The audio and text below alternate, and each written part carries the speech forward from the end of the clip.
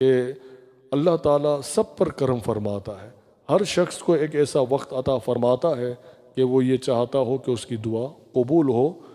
صرف ولیوں کی نہیں، ولی بھی انسان ہے، اللہ تعالیٰ نے انہیں یہ جو کمال دیا ہے یہ اللہ ہی نے دیا ہے کہ ان کی زبان میں یہ تاثیر دی۔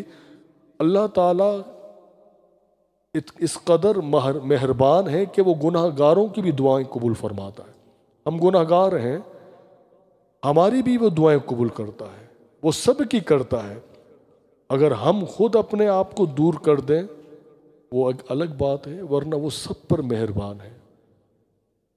ایک دعاؤں کو قبول ہونے کا ایک میں آپ کو جو فارمولہ عرض کر رہا ہوں، اور یہ 100% ہے، یہ قبول ہوتی ہی ہے۔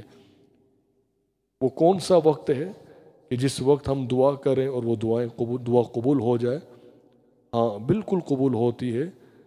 وہ وقت ایسا ہے کہ جب تنہائی میں بندہ جب گناہ کرنے لگتا ہے تو وہ اس بات سے اپنے آپ کو روک دے، گناہ سے اپنے آپ کو بچا لے، یہ کہہ کر کہ رب مجھے دیکھ رہا ہے، کوئی ہے جو مجھے دیکھ رہا ہے۔ کیونکہ کس وجہ سے تم اپنے آپ کو روک رہے ہو؟ تنہائی میں کوئی اور تو نہیں دیکھ رہا، رب ہی دیکھ رہا ہے۔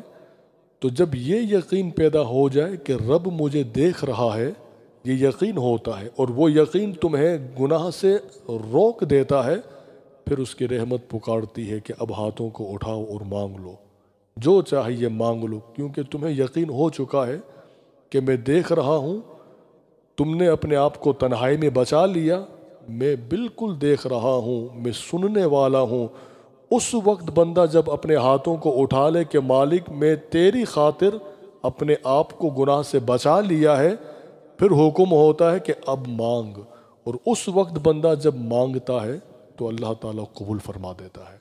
اللہم صل علی سیدنا و مولانا محمد، اللہم صل علی سیدنا و مولانا محمد۔